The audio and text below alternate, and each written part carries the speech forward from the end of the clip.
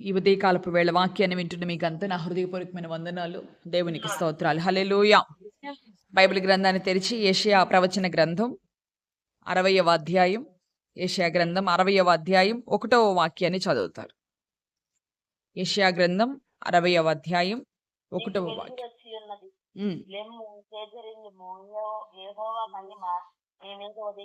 హల్లెలూయా. ఈ ఉదయకాలపు వేళ ప్రభు మనకిస్తున్నటువంటి చక్కటి వాక్య భాగం, యెహోవా మహిమ నీ మీద ఉదయించెను. అందరూ చెప్పండి. అలాగే నేను చెప్పేది, దేవుని మహిమ నా మీద ఉదయించెను అని చెప్పండి. కనుక నేనేం చేయాలి? నేను లేవాలి, తేజరెళ్ళాలి. కనుక ఈ ఉదయకాలపు వేళ కొంతమంది ఇంకా ఈ ప్రార్థన అయిన తర్వాత కూడా మాట్లాడతాను నేను.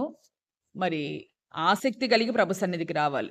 దేవుని యొక్క దేవుని సన్నిధికి వచ్చేవాడు ఆయన, అంటే ఆయన కార్యాన్ని చేసే మనము మరి చేస్తున్నాం అనేది కదా, అలక్ష్యంగా చేయకూడదు, అశ్రద్ధగా చేయకూడదు. దేవుని పని ఎప్పుడు కూడా చేసేవాడు చేయకుండా ఉన్నా పర్వాలేదు, కానీ అశ్రద్ధగా చేయకూడదు. అశ్రద్ధగా చేయవాడిని గురించి బైబిల్ ఏం చెప్తుందో మనకు తెలుసు. కనుక ఉదయకాలపు వేళ మరి చక్కటి మెలకువ కలిగిన ఆత్మ కావాలని ప్రభువుని అడగాలి. ఏదేమైనా ఉదయకాల సమయమందు ప్రత్యేకంగా దేవుడు అంటున్నాడు కదా, యెహోవా మహిమ నీ మీద ఉదయించెను. హల్లెలూయా.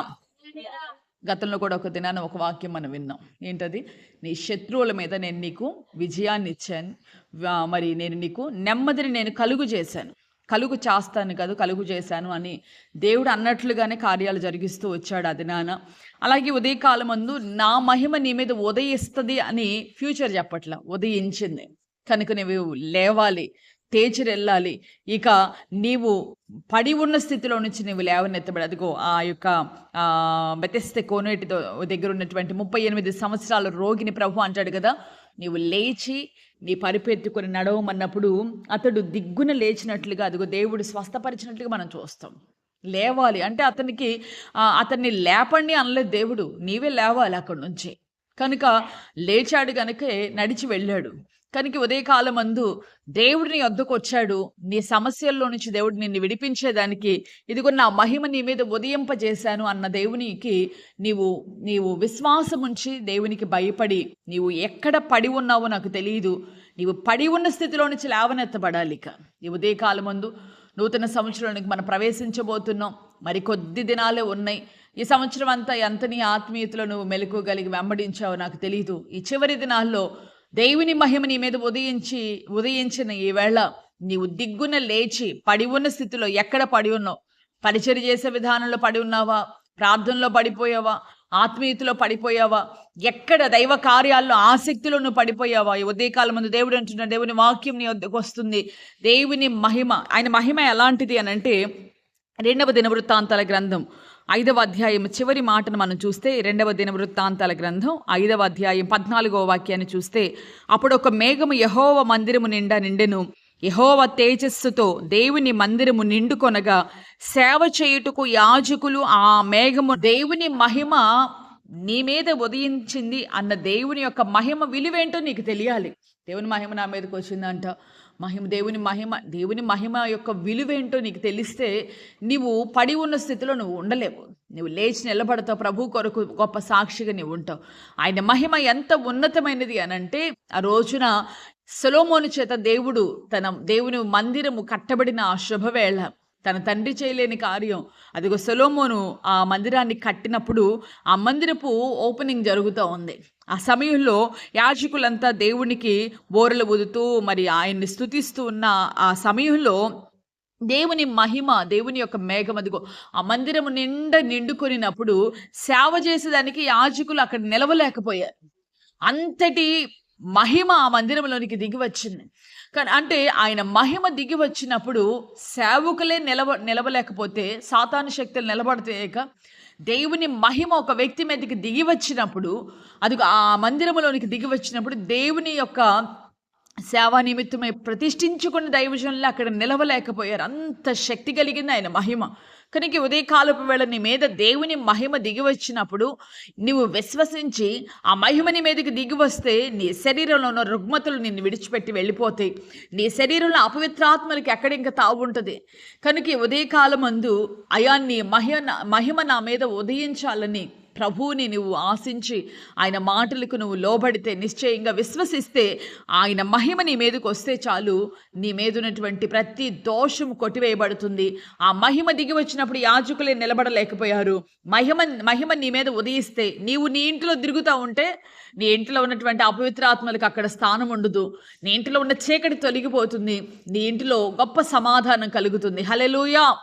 ఎందుకంటే నీ ఒక్కడివి ఆయన మహిమతో నీవు నింపబడినప్పుడు చాలు, నీ ఇంటి వారందరికీ గొప్ప వెలుగు కలుగుతుంది. ప్రత్యేకంగా దేవుని వాక్యం సెలవిస్తుంది కదా, అపోస్తలుడైన పౌలు కూడా తన సంఘంతో చెప్తూ ఉంటారు, దేవుని మహిమలో మన ప్రతి అవసరత కూడా తీర్చబడుతుంది. హల్లెలూయా.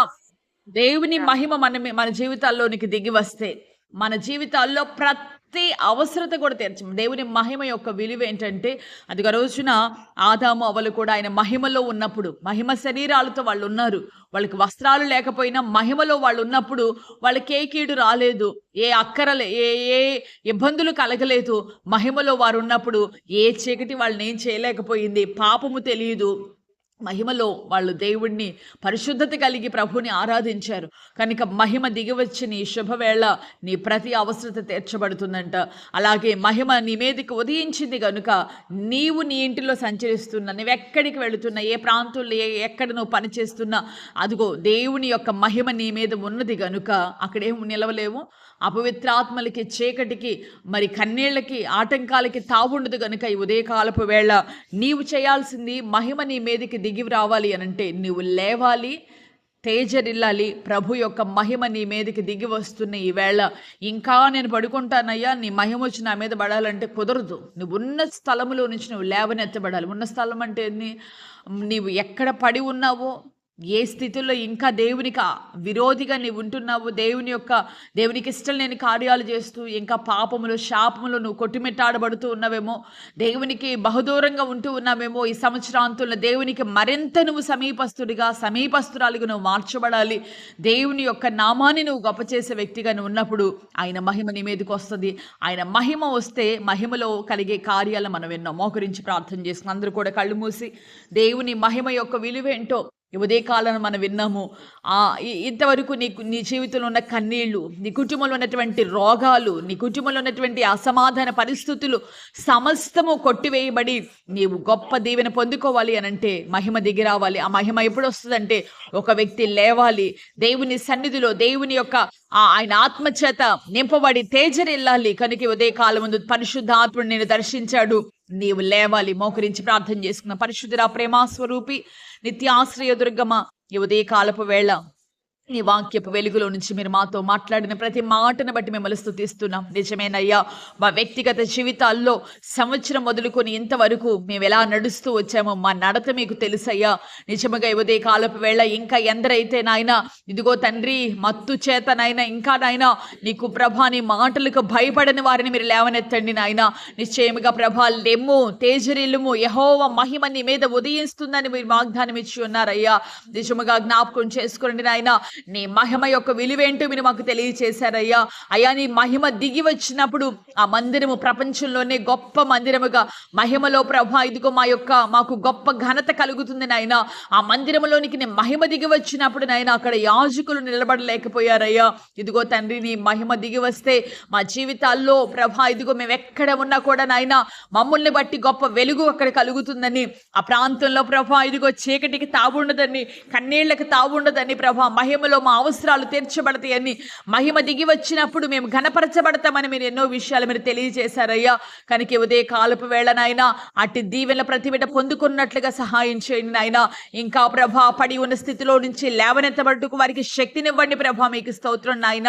అయ్యా, ఈ ఉదయ కాలమందు ఈ సంవత్సరం అంతా నాయన ఏ వ్యర్థమైన అనుభవాల్లో నాయన పడి అయ్యా కొట్టుమిట్టాడబడుతున్నారో వారి యొద్దకు నీ వాక్యము వచ్చింది నాయన. నీ వాక్యానికి లోబడి నాయన ఇదిగో తండ్రి లేచి నిలిచి తెచ్చి నాయన నీ మహిమతో నింపబడి నాయన ఇదిగో సర్వశక్తి కలిగిన కార్యాలను అనుభవించుటకు సహాయం చేయమని ప్రార్థిస్తూ ఉన్నానయ్యా.